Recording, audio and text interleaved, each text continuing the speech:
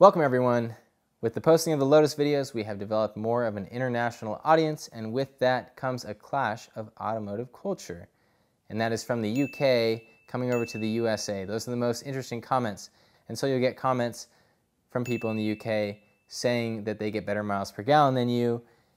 Understand that a gallon in the UK is larger in volume than a gallon in the US. And there are many small details like that, but that's not what I'm going to talk about today. I'm going to talk about specifically a British car that was imported into the US that doesn't make a whole lot of sense. This is a very small sports car. The Focus is lightweight. It doesn't have a whole lot of horsepower, and so it's sort of the anti-American car. And it's just completely opposite of what you may have grown up with here in the US. So the Lotus is an absolutely beautiful car.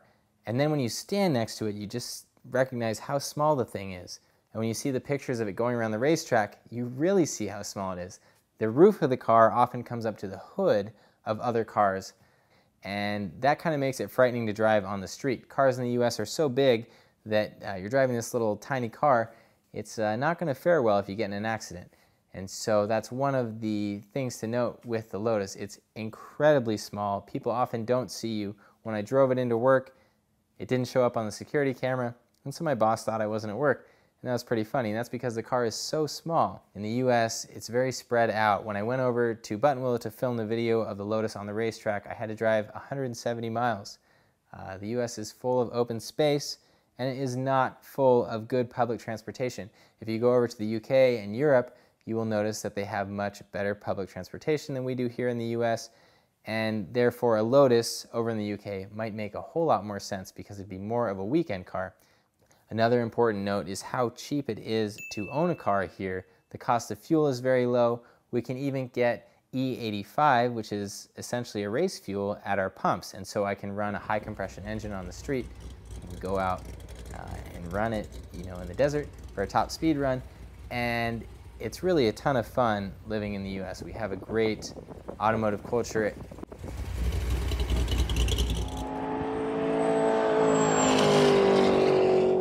So with these differences, I decided to take the little car and drive it for 2 weeks here in the US. And here's what I noticed. When I drove it in the rain, it would leak. Water would come in through the roof. The car also made a ton of sounds, and this was said to be normal by many Lotus owners. It just creaks a whole lot. And so it seems like if there was a real problem, you wouldn't even know because the car is making so many noises. Americans seem to like the way that it looks. I got lots of people commenting on the car, asking what it was, and so that was interesting. When someone came up and talked to me about the car, I would encourage them to sit in it so they could see how small it was. And that sort of changed their opinion on it. They didn't really like the car as much after they sat in it. Another thing is power-wise, it's down on power compared to American sports cars. It only has 189 horsepower, and it just does not want to move. So when you go to a big track, a big open track here in the US, and you get up to speed, the wind really starts slowing it down. Right around 130 miles an hour, it just doesn't want to accelerate much. Pressing on the gas pedal, and it's just not going that fast. So right now I'm hitting 110, just not a very high top track speed. If I'm going through a high bank turn on a racetrack here in America at 130 miles an hour, my foot is on the floor and the car is just not going anywhere. And that's really frustrating because American cars are so powerful, it's just a completely different experience. You'll see ridiculous sized engines in all sorts of things here in the US. This boat, for instance, has a 5.7 liter V8. This truck, for instance, has an 8.1 liter V8, and this Viper has an 8 liter V10. My daily driver has a 6.2 liter V8, and it also gets over 30 miles per gallon on the freeway.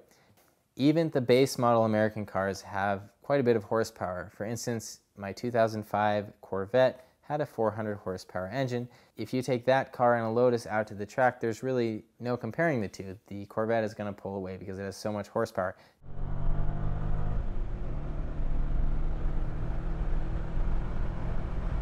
I just passed that guy like he's standing still. Lotus fixed this issue by bringing out the S240 Exige, and there were a couple of those at the racetrack last time I went. They're very fast, and so that was pretty cool to see those. But instead of slapping a supercharger on my car, I just fixed little things on it and stuck with the Lotus formula. I kept the engine original. I went with a suspension from JRZ to improve the handling, And then I went with a wheel set from a local company who made a wheel set specifically for the Elise in the US domestic market to fit the common size tires that we get here in the US.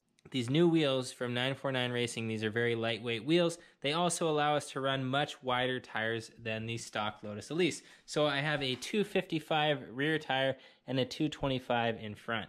Now after I put all of these things onto the Elise, I got everything dialed in, the alignment, everything. The car could keep up with the Corvettes on the racetrack, and it was also much cheaper to run. The problem was that I had spent almost $30,000 on the car at this point, and that was just on parts. I did all of the labor myself. And when you look at that, it doesn't make a whole lot of sense to buy a Lotus, but I'm really glad that I got to experience it because it is a completely different car than what we would get here in the US. So the main benefit of the Lotus over normal American cars is that it uses pretty much no consumables and it's still relatively quick. So it's almost like running a Miata on the racetrack, except it actually is fast enough to keep up with the big cars. And that's really cool. That is all I have for you guys. Thank you for watching. Make sure that you enjoy your car.